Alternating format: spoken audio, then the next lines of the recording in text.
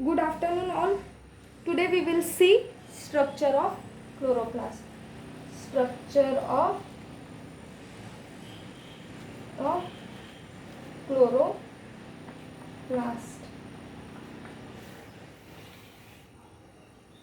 Okay. Chloroplast is one of the important cell organelle for plant. Why? Because we all know that plants do photosynthesis, and for photosynthesis plants require chlorophyll, and this chlorophyll is present within the chloroplast. That's why chloroplast is considered as one of the important cell organelle for chloroplast. आपल्या सर्वांना माहीत आहे की plants photosynthesis करतात, and photosynthesis perform करण्यासाठी प्लांट्सना chlorophyll हा pigment लागतो, आणि हा क्लोरोफिल क्लोरोप्लास्टमध्ये प्रेझेंट असल्यामुळे क्लोरोप्लास्ट एक इम्पॉर्टंट सेल ऑर्गनली आहे for plants. Okay.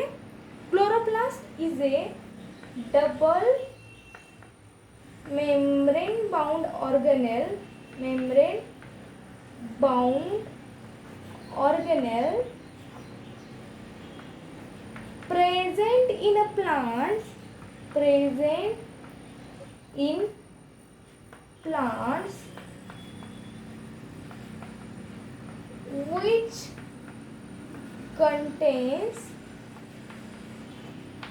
which contains chlorophyll and perform and conducts photosynthesis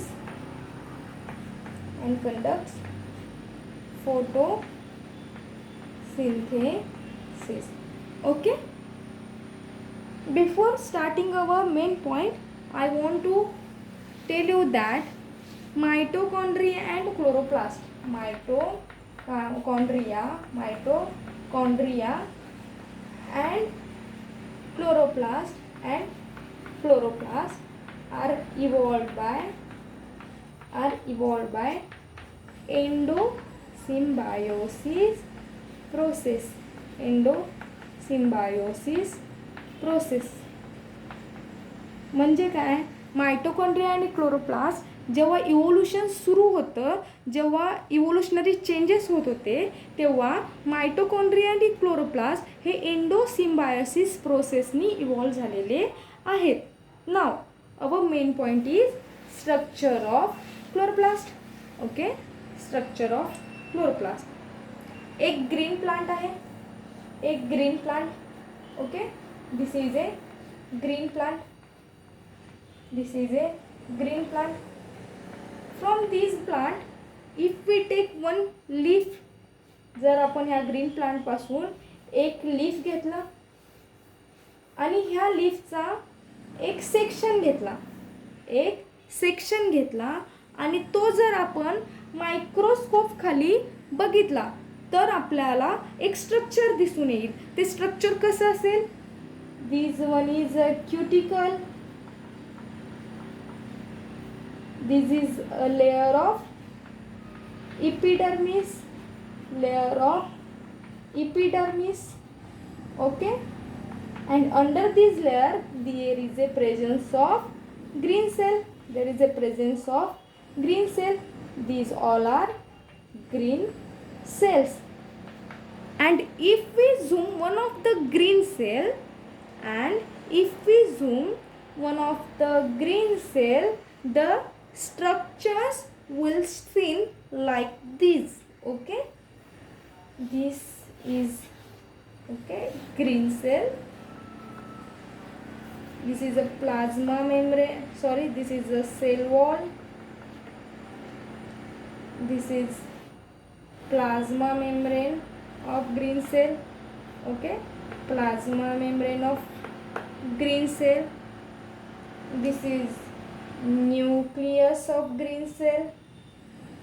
This is ER of green cell. Okay. These are Golgi complex. These are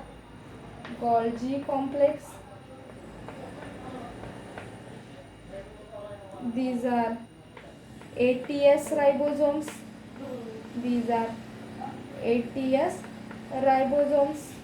Okay, and this is our chloroplast and this is our chloroplast. Okay, जर आपण एक green plant घेतला आणि त्या green प्लांटमधून आपण एक leaf घेतला, त्या लीफचा ट्रान्सवर्स सेक्शन घेतल्यानंतर तो आपण मायक्रोस्कोप खाली ऑब्झर्व केला तर आपल्याला असं स्ट्रक्चर दिसून येईल. आणि ह्या स्ट्रक्चरपैकी जर आपण एक ग्रीन सेल जर झूम केली तर आपल्याला असं स्ट्रक्चर दिसून येईल ज्यामध्ये आपल्याला क्लोरोप्लास्ट मिळेल आपला. And if we zoom our chloroplast, okay, and if we zoom our chloroplast, आणि जर आपण आपला प्लांटमधला क्लोरोप्लास्ट झूम केला तर आपल्याला क्लोरोप्लास्टचे कंपोनंट्स दिसून येतील. We all know that chloroplast is double membrane. Okay, this one is a outer membrane, this is outer membrane. Okay, this is outer membrane, this is inner membrane, this is inner membrane, and in between outer membrane and inner membrane, intermembrane space is present. Intermembrane space. Okay, chloroplast contains fluid filled cavity. This is a fluid filled cavity called as a stroma. Stroma contains thylakoids. Stroma contains flattened membrane vesicles called as a thylakoids. And stack of thylakoid is called as a granum. And many such stacks of thylakoid are called as a grana. Okay, and all these grana are connected by 8 lamellae called as a stromal lamellae.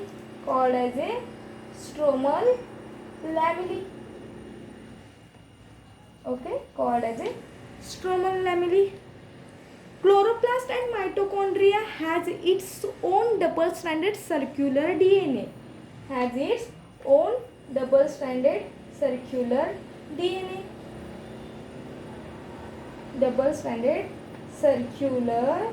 DNA, which is also called as a non-Mendelian DNA. Okay, chloroplast also has its own 70S ribosomes.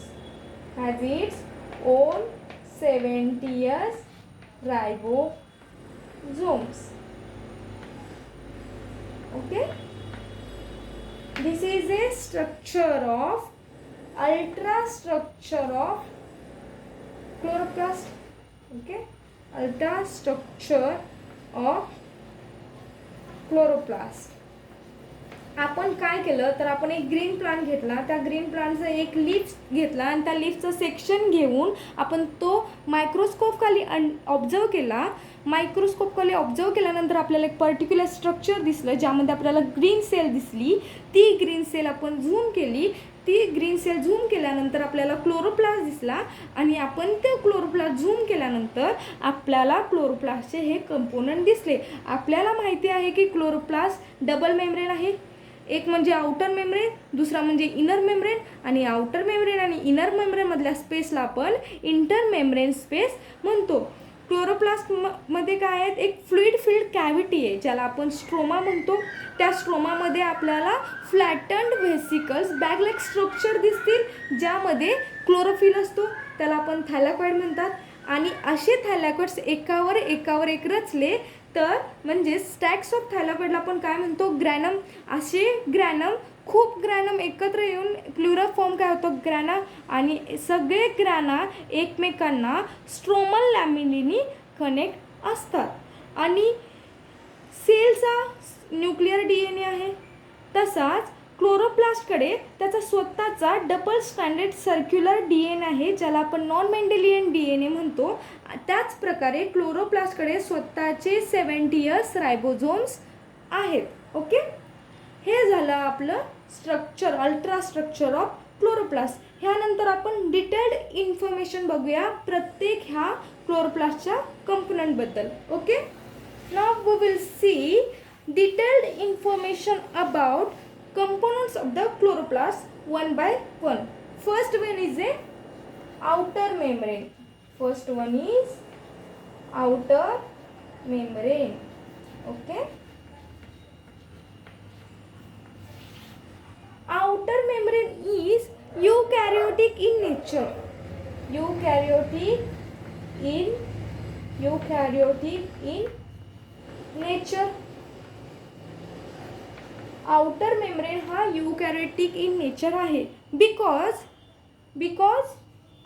Outer membrane is homologous. It is homologous with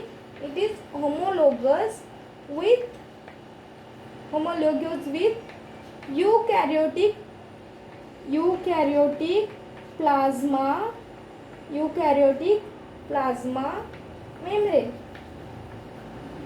outer membrane हा यूकॅरियोटिक in nature आहे, कारण outer membrane हा यूकॅरियोटिकच्या plasma membrane सारखा आहे. Okay, then second one, outer membrane has many porin proteins. Okay, porin proteins are present on outer membrane, and due to these porine proteins outer membrane is permeable to small molecules. Okay, आपण क्लोरोप्लास्टमध्ये structure बघितलं. हे outer membrane आहे. ह्या outer मेम्ब्रेनवरती खूप porin proteins असे present असतात. Okay, these are the porin proteins. आणि हे पोरिन प्रोटीन्स प्रेझेंट असल्यामुळे आउटर मेम्ब्रेन स्मॉल मॉलिक्युल्सला परमिएबल आहेत, म्हणजे ते इझिली इंटरमेम्ब्रेन स्पेसपर्यंत येऊ शकतात. ओके, आणि due to this porin proteins pH of intermembrane space and cytoplasm is same. Okay, as porine proteins are present on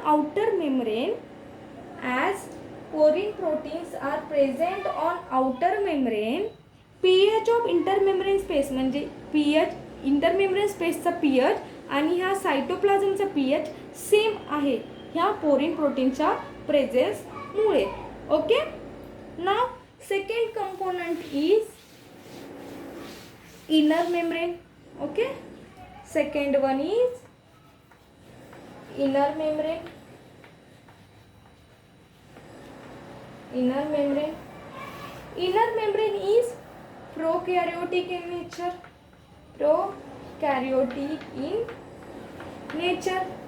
का तर इनर मेम्ब्रेन ऑफ क्लोरोप्लास्ट हे प्रोकॅरियोटिकच्या plasma membrane सारखं आहे, त्यामुळे आपण असं म्हणतो की inner membrane is prokaryotic in nature. Okay, inner membrane also called as energy transducing membrane.